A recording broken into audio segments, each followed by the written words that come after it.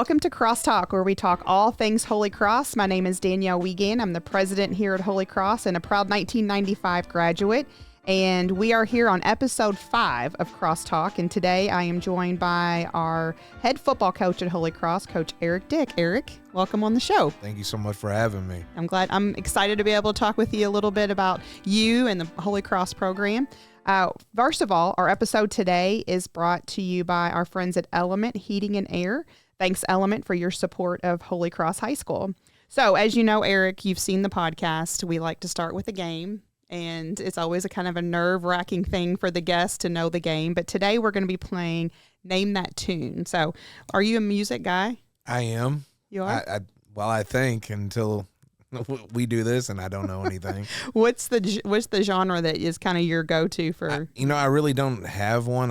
I'm all over the place with my stuff, so I feel like I should be comfortable, but yeah, that's good. That's good. If you told me you kind of only in one, I like to spread it out. I like to spread it out. Okay, well, this is kind of spread out, so hopefully. So I'm just going to play a couple seconds. Our audience, if they're watching at home, they're going to see what the song is. So just know they're going to look at you and be like, "Oh my gosh, how does he not know that?" So I'm going to play it. Just for a couple seconds. Okay. Here's our first one. Boys of Fall, Tim McGraw. Good. So you're one for one. Okay, Let's go to the next one. Oh, Thriller, Michael Jackson. I was like, wait a minute. I know that opening's a little bit hard at first. Yeah. Okay, let's about this one. NSYNC, bye, bye, bye. Wow, that scares me that you got that so quickly. I have daughters. Okay. I do have. I know, but that's kind of an old one. And my wife likes it too. Okay, so. I could see that. All right, let's try this one. Boot Scootin' Boogie. Good job. Brooks and Dunn, right? You're much better at this than I thought. Not that I had low expectations, but you're doing better than I would have done. Okay, let's try this one.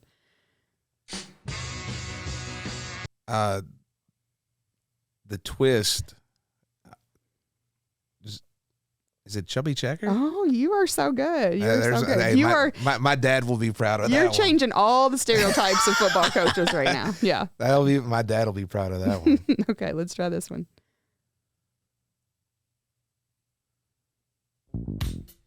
Oh, Queen, Another One Bites the Dust. Okay. And this one.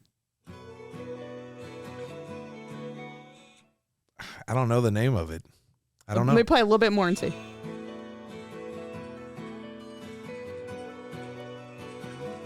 I know it's something with the apocalypse, but I don't know that one. Yeah, that's Radioactive. Yeah, okay. Imagine Dragons. Imagine Dragons. There we go. Okay, and I think this is our last one. Oh gosh. The Mariah Carey, All I Want for Christmas. Well, in our first little segment with you, I think part of what we like to do on the podcast is get to know people in the Holy Cross community. And so I'm going to just ask you some questions about, get our community to know you a little bit better. Obviously, Gotcha. A lot of them seeing you on the sideline, but really, who is Coach Eric Dick? And the first is just tell us a little bit about yourself, your background, where you came from, where you work. We know that being a head football coach, unfortunately, is not a full-time job, even though it feels like that. But what's your real job?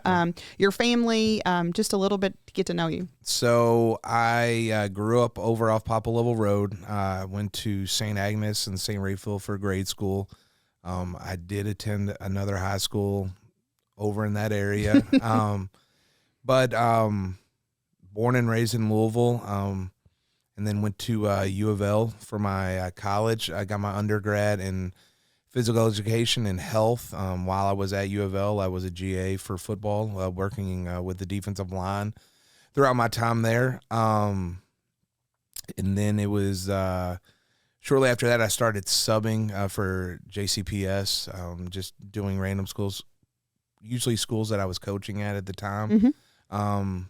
Found a love of working with special needs students, especially with the severely, they're called FMD, functionally mentally disabled students. And so fell in love with that immediately, working with that. And so I ended up becoming an instructional assistant in those classes, just aiding and doing stuff of that nature in those classes. Went to go get my master's degree in special education from Spalding. Got that, and then I ended up started teaching. Teaching is what I do now. I started off as a teacher at Southern High School with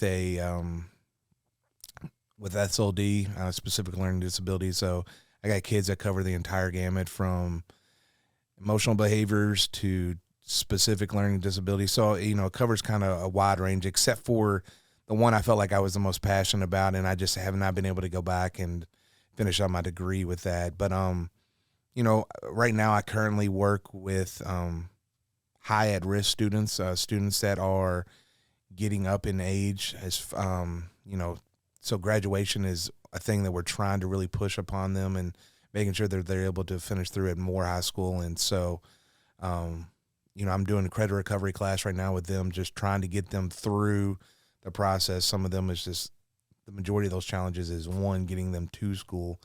Two, once they're there, let's really try and push through so we can get you, with the end game being the diploma for them. So, as far as my teaching, that has been my teaching background. I'm married. I have 3 little girls right now, 11, 8, and 5. My oldest goes to JCTMS, and my 2 younger daughters, they go to Schaffner right down the street. So they are by far some of the biggest cheerleaders here. They love being here at Holy Cross. And then my wife is a teacher as well. Mm-hmm. So, and she's the backbone.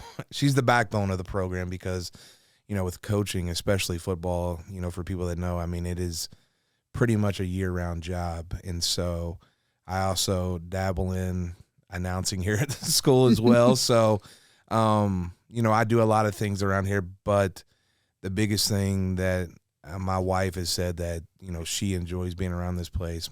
My daughters love being around here. And so my oldest made the point the other day to us that, she has 2 younger sisters, and then she usually gets 40 half brothers throughout the year. So she's just as much invested, and it's been awesome to see how much that they love this place and they love Mr. Fouché. They think, from races on the mower to just, they love anything and everything. So, it has been an awesome transition being here. So yeah, you're definitely outnumbered at home. Oh gosh.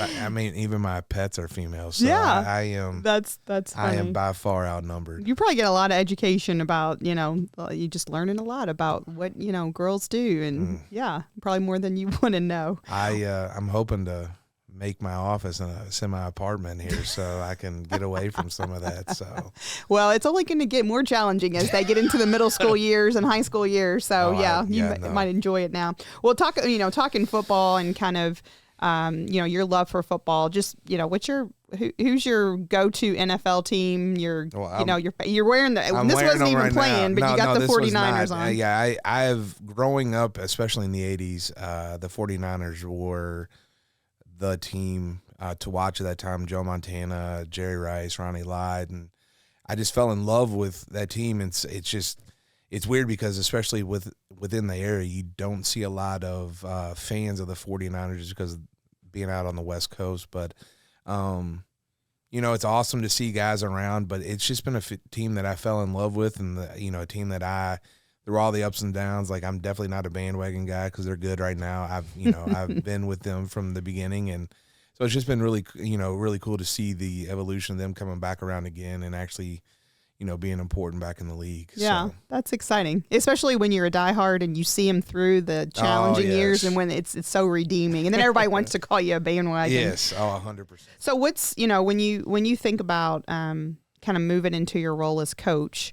And, your passion, I have tremendous respect for, especially what you do as your real job, and it takes a very special type of patience and heart to work with children who have a lot of challenges. And so obviously somebody has instilled that in you. Mm-hmm. So who would you say has been kind of your biggest influence as a man, as a coach, as a father? Maybe there's a couple people that come to mind for you, but where's that come from for you? You know, for me, it would definitely come from a couple people. My parents have been tremendous role models for me. My dad, right out of the gate, you know, anybody knows my story and, you know, has seen his pictures. You know, my dad is, you know, fallen on some rough times health-wise within the past, I would say 5 to 6 years. He's a double transplant recipient. He also suffers from Parkinson's, and so health for him has always been a major concern. And, you know, last year being able to share the regional championship, he hasn't seen me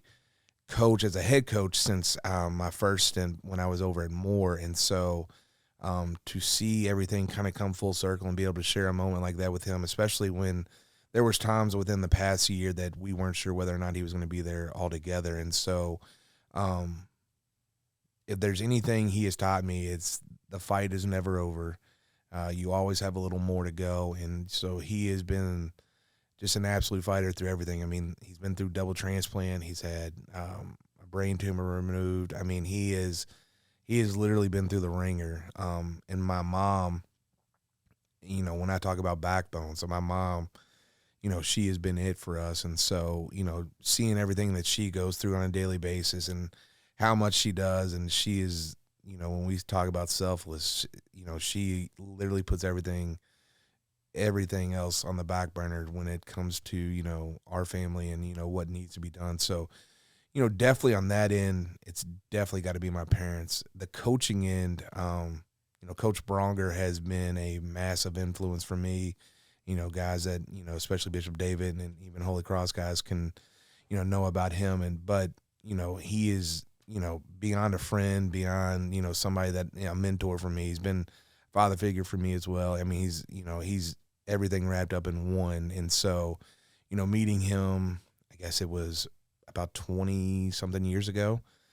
He was an assistant, I was an assistant, and then, you know, him taking over at Fern Creek when we first met, you know, just kind of, you know, he was always the one that would teach me the ropes and showed me things, and he knew what my ultimate goal was. And so with me, you know, kind of, you know, telling him that and him knowing that for me, it was, you know, he took that extra time, and, you know, he's just been somebody that is, you know, been a lifelong friend for me, and, you know, continues this day to, you know, he always, Saturdays, it's a guarantee. I'm going to get a call at one point, and we'll talk about the good and the bad and the ugly. So, you know, when it comes to those aspects, you know, definitely my parents, him, you know, the list could go on and on for me as far as influences, you know, with coaching. I mean, LaCunta Farmer, Jonathan Miller, you know, Steve Cerati that's on staff. You know, we talk about a man that, you know, has built stuff, and, you know, being fortunate enough to be able to learn from him and actually, you know, do it side by side.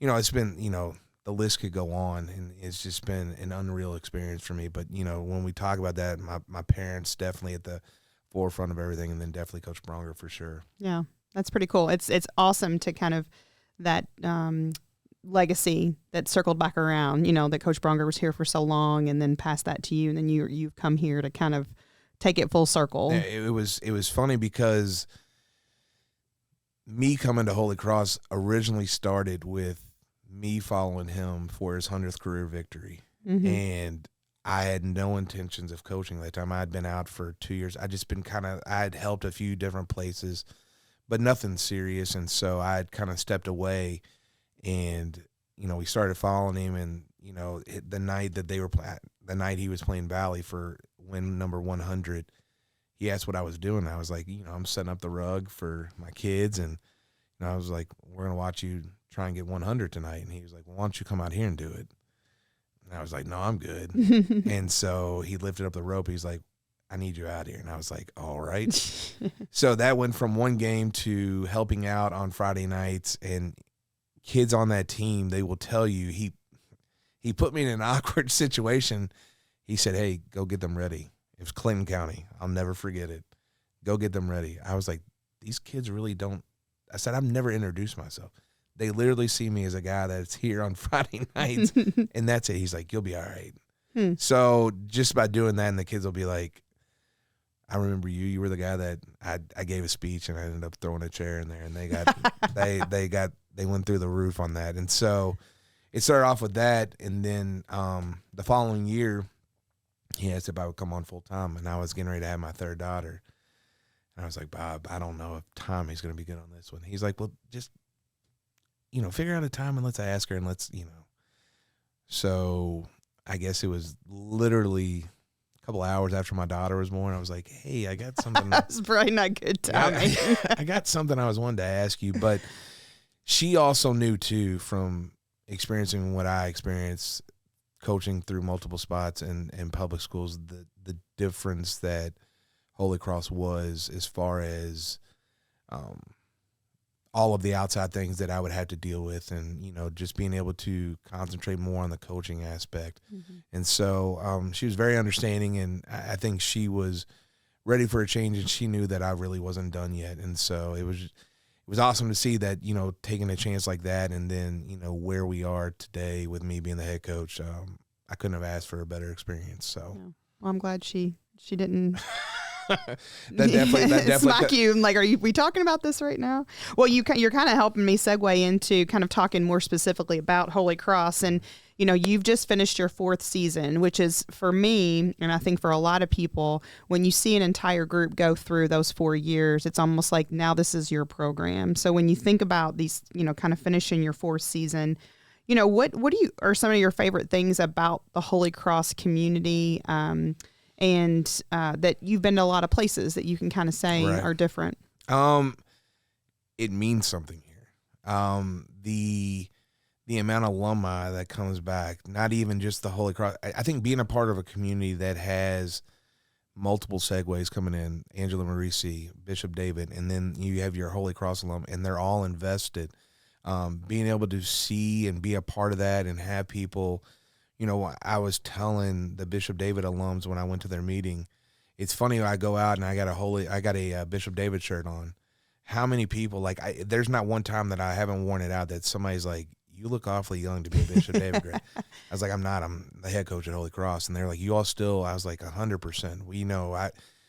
We make sure we honor the past to take care of our future, because if you don't honor the guys that laid the foundation for everything that we have today, we wouldn't be here because of them. So, it's just making sure that those guys feel like they are taken care of. And, even Angela Marisi and the Holy Cross grads as well, they're the reason why we're here today. So, being able to do that. And I think it's the fact that, we've gone 3 hours away and we have a crowd that, mimics what we would have at a home game. I mean, and that's the thing, it matters. And, I've been places where, we played in front of 100 people, maybe 50, maybe. And, you come here and you got people tailgating, and it's a happening here. And, that's the thing that I tell all these kids that come in, like, I get where the draws of the bigger schools come in, but have you experienced a game here on Friday night? Have you been here on Friday night? Have you seen what it's like? Have you seen these people that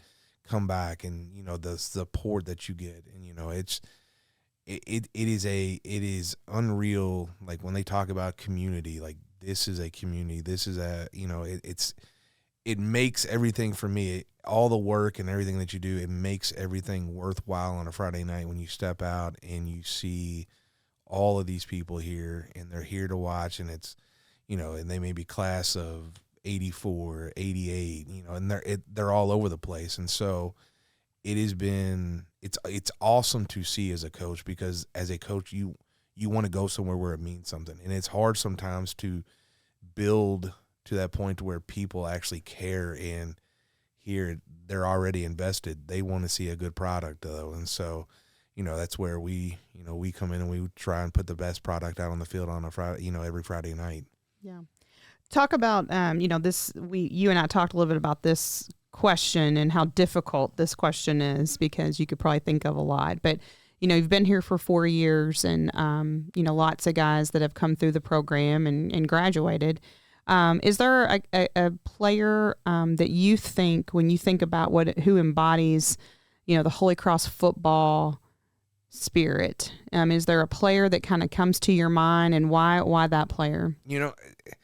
We talked about this the other day, how I was talking about how special this class was, because as a head coach, this is the first class that I've been able to see all the way through. And so those guys I built, because I was, out with Coach Bronger, and we would see them on, Sundays. So I'd seen the majority of these kids since probably 6th grade. And so to see this class, and I'll be honest, like, we have our senior dinner, and it was an emotional time for me, because I was like, man, my time with these guys is quickly coming to an end. And I mean, to think about one guy, I mean, it is so tough, because I think about my entirety, and like, right now I have Nick Myman, former player, he's on staff. Mm-hmm. J.R. Perry, former player, he's on staff. We got those guys, and then, I go out in the community, and I run into a Barrett Emberton, a Jaron McDonald. It is so tough, to nail one guy down, but two guys that come to mind, outside of these seniors that I had come through, Tyler Ballard for sure, was a guy that I'd been around. He had been around the program with me ever since the beginning. Now he's at Campbellsville, and, being able to play as a freshman, he definitely embodies it, because when we talk about a blue-collar worker, I mean, that guy, when you don't have to press a guy to get in the weight room, he was there religiously, and he saw, Coach Bronger said right before he left, because he coached him as a freshman, he was like, I promise you that one's going to be special. He's like, just because of how he works, he's going to figure out a way to get himself. And sure enough, I think starting his sophomore year, I think he never came off the field, after that. And then, Gavin Fouché would be one that definitely comes to mind. You've seen all the things that he's accomplished outside of high school. I mean, he was just, a special player there. Playing at Lindsey Wilson, being a part of that national championship team, and then going to Bellarmine and finishing out.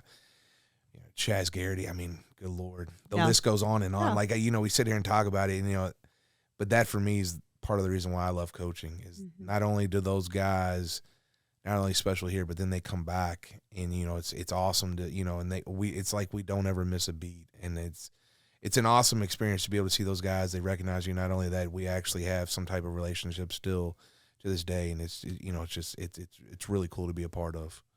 So look, that's kind of a look back, but let's talk about moving forward. When you think about the future of Holy Cross football, what comes to mind, and as you think about, we just finished, it hasn't been that long, and but as you look ahead to next season, what are the things that are really coming to mind for you on the outlook? When I look at, we had a great line up front. It took us a while to really start to really gel together. Dylan Jacobs being our guy that was, I would say like the captain up front for us. And, to have a Dylan Jacobs, Cooper Render, thank God he'll be back for us next year. Tyler Horning, Caleb Phillips, Jacob Brown. I mean, those guys did so much for us up front. And, we're going to graduate 4 out of those 5 guys up front. So, a lot of room for new guys to come in. And, for us, it's going to be about having a really solid offseason for us up front, especially because we got to get guys bigger, faster, and stronger so we can compete. I think, Campbellsville showed us a lot of weaknesses, and a lot of our weaknesses were coming in the weight room. And so, and we talked about that at great length with those guys about how we kind of took a step back somewhat in our weight room. And so we really need this offseason to be a really good one for us. So weight room is going to be huge for us. But then, we got a lot of exciting things coming back. We had a lot of freshmen that stepped up, Colton King, Jarek Hoover, Asher Clark. We had guys that are Chris Rumbaugh. I mean, we got guys, that really provided a spark, as freshmen. And so guys that we're going to lean upon, moving forward, Jamari Pennebaker, Jamie Jones, Owen Hutchinson, Cordell Skillman. I mean, we got so many guys that I'm excited to see the growth from from where they've been. Because a lot of those guys, I'm going to be honest, as a freshman and a sophomore, you get beat up a lot because you end up being the scout team guy. And so now, moving in, sometimes, it's finally about that time to where the maturity aspect you hope is coming into play, and, those guys grow up and we take a step in the right direction. So, I mean, there's just so many guys that we're looking to the future, LaShawn Lamar. I mean, the list could go on, that we are looking for guys to step up and fill those roles that are going to be vacated. Who do you see emerging really as kind of your leader for next year leaders? Aiden DeWeese, Aiden DeWeese is going to be huge for us next year. He was a guy that, helped anchor our defense a lot. Cooper Render is going to be one that he works out so hard in the weight room, and I think he actually is one that saw the fruits of his labor really come through this year because he had some, as a sophomore, he played, but I think he was kind of looking. He had a good year, but I think he really saw how great his year was this year with, a really good offseason. So Jackson Ruscio is another one. And some of the, when we look at some of these younger guys, like a Jamari Pennerbaker, he played fantastic. Ended up rushing for close to 1,300 yards. And so, those guys, accompanied with, some of these freshmen, Colton King and Jerry Cooper, like what I talked about, Chris Rumbaugh, I mean, there's a great mix there, and there's a lot of guys that are very hungry to get to that next level. And so we know what we need to do. And, our schedule was tough. Like we talked about that, and I didn't really realize it, but midway through the season, our losses had came to teams with a combined record of like 45-2. And so, I scheduled to a point to where I didn't want to wait till the end of the year to see what our weaknesses were. I wanted teams that would be able to give us a legit shot and really kind of make us look at ourselves and figure out what we needed to fix. So when we get to the playoffs, we have a good idea and we're clicking on all cylinders by that point. Yeah, and that kind of is a good segue into our mail call question. So each week on CrossTalk, as you know, we tell people ahead of time who the next guest is, and so people can send some questions. And so this week, your question for you, Coach, is what are the unique challenges and opportunities for a single A football team that's in Louisville, where most teams are 5 and 6A teams? And so what's the unique challenges, but also the opportunities that you see kind of in that interesting mix as a single A team? So immediately when we play some of these teams, they'll see us walk out, and we average anywhere between 35 to 40, maybe 41, 42 kids. And so we'll walk out to warm up, and they're like, is this it? And I'm like, you have no idea what's getting ready to come. Like you have. And so Butler, for instance, Butler had a team of about, I don't know, maybe 50 or 60. And so we came out to warm up, and I heard one of their players was like, gosh, if this is it, we're going to be A-okay. And I was like, all right, buddy. Like, so, it's just one of those things. Our unique challenge is also our greatest asset, is the fact that, and I tell all these kids, where some of these bigger schools, you're going in there and you're going to have to wait your time to play. As a freshman, you may just play freshman. As a sophomore, you may play just JV. And so you're relying on 2 years worth to get yourself a name and get yourself out there and get yourself recruited. And heaven forbid if something happens and you get hurt. Where at our place, like I told you, we had 3 kids that started as a freshman. Outside of those 3 kids that started as a freshman, we had other freshmen that were playing special teams. So where you may get 2 years of film here, you may get 4 years of film here, So it is the opportunity of playing time at it early. And I'm not talking about I'm just going to, I'm going to force you out there. But if you are physically ready and you understand the demands of what this game is, what it means and, what you have to do. And so, if you're able to do that, then, for you to play 4 years and play in all 3 phases, offense, defense, and special teams, it's not out of the realm whatsoever. And it's the opportunities to get those playing times under the lights, and every one of these freshmen got to experience what it was like to play in a varsity game and to play in a varsity playoff game. And so a lot of freshmen can't say that. And, our freshmen were able to do that, and they were able to play extensive minutes in multiple games and in a varsity playoff game as well. So, and our guys get a good look at what, this change in speed is moving from middle school, grade school up into high school, because our freshmen and sophomores, they will play our entire JV schedule. And so, the speed of the game, they kind of get introduced early on, so they're able to grasp it a lot quicker, and so they're able to see what that's like. And, where some of these freshmen, they'll play just a freshman schedule, and nothing against those teams, but to mimic what it's like on a varsity Friday night, it's tough, but being able to get those guys those reps in JV and, you know, for them to get those reps in varsity, I mean, it's vital. And I think for us, it's our greatest task to try and get together, but it's also the greatest asset that we have, because if you're able to do it, you're going to get 4 years worth of playing experience, where, you know, some places you're banking on maybe 2 to 3, just depending. But, you know, that's the thing that, you know, I tell all of our kids that we're trying to bring in here, and, you know, about what makes Holy Cross, you know, a place for them to, you know, play. You get 4 years worth of experience as opposed to, you know, maybe 2 or sometimes 1. Mm-hmm. So. And playing with that underdog mentality, you know, that with the kind of a little bit of a chip on your shoulder, the something to prove, you know, that's Holy Cross. I mean, that's in all the sports, you know, and being underestimated. And when you play that way, you know, it lights a fire. Oh, well, yeah. Yeah. I mean, we always talk about it. The courier, for whatever reason, and Jason Frakes is a good guy, but we never get any love, none. And I mean, the majority of the time we're going to get picked to lose, and the kids know that.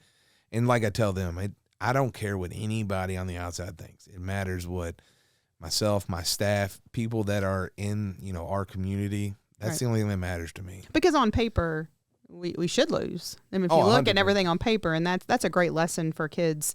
I always feel like here, you know, that it's not about, you know, what's on paper. It's about what happens on the field. It happens on the court, and our kids kind of know that. Well, I appreciate that mentality toward, you know, it is a challenge, but it's also our greatest asset. I think 100%. that's a great message for the kids.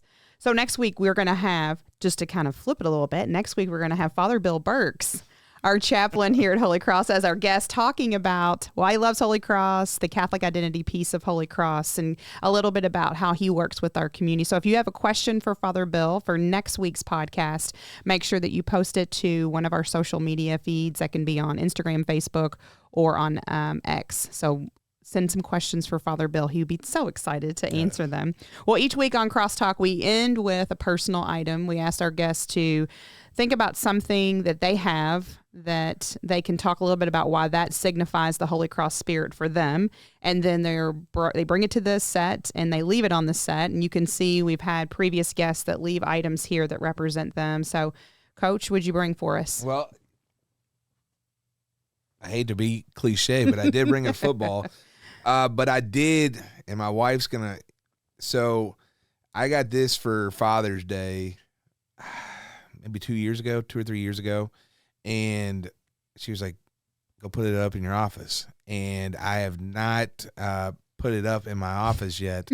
And so this to me, you know, it's a picture of myself and then my 3 girls.